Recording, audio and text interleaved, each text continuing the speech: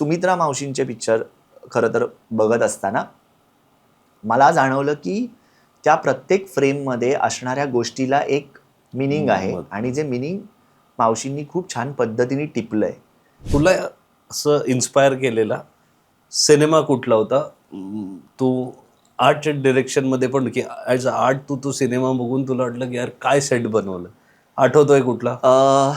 मला म्हणजे हॉलिवूड बॉलिवूड कुठलाही चालेल. म्हणजे मला खरं तर तसं बघायला गेलं तर मी जेवढे सिनेमे बघितले म्हणजे त्याच्यात नवरंग सारखा सिनेमा जो म्हणजे व्ही शांतारामांचा सिनेमा, त्याच्यानंतर गुरुदत्तचे प्यासा वगैरे सिनेमे, आणि हे सगळे सिनेमे तेव्हा घरी चालायचे, आवडायचे, बघितले जायचे आणि तेव्हा मी बघायचो अरे यार काय सेट लावलेत, हे किती वेगळ्या पद्धतीने काम केलंय हे.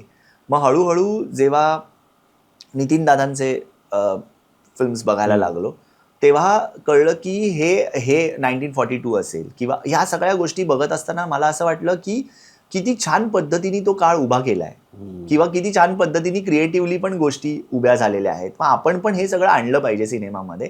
आणि त्यानंतर मी सुमित्रा मावशींचे पिक्चर खरं तर बघत असताना मला जाणवलं की त्या प्रत्येक फ्रेममध्ये असणाऱ्या गोष्टीला एक मिनिंग आहे आणि जे मिनिंग मावशींनी खूप छान पद्धतीने टिपलंय. तर ते पण मला त्यांच्याकडनं अदरवाईज पण शिकायला मिळालं आणि त्यांच्या सिनेमांमध्ये पण बघताना मला ते जाणवलं की प्रत्येक गोष्ट जी ठेवलेली असते त्याला काहीतरी किंमत आहे आणि ती किंमत आपल्याला एकदा मोठ्या स्क्रीनवर दिसायला लागली की तो कॅनव्हास एक चित्र आहे आणि ते चित्र आपल्याला बोललं पाहिजे, ना की फक्त त्याचे संवाद. तर हे सगळं मला जेव्हा कळायला लागलं तेव्हा मी त्या अँगलनी सिनेमे बघायला लागलो. मग ते अनेक सिनेमे असे माजिद मजीचे सिनेमे मला खूप आवडायचे. त्यात कमी भाषेमध्ये व्हिज्युअल लँग्वेज, आणि खरं तर सिनेमा ही व्हिज्युअल लँग्वेज आहे, त्यामुळे ते सगळं होत असताना आपला एक रंग असेल किंवा आपल्या काही गोष्टी असतील ह्या कशा बोलतील याच्याकडे माझं खूप लक्ष असायचं.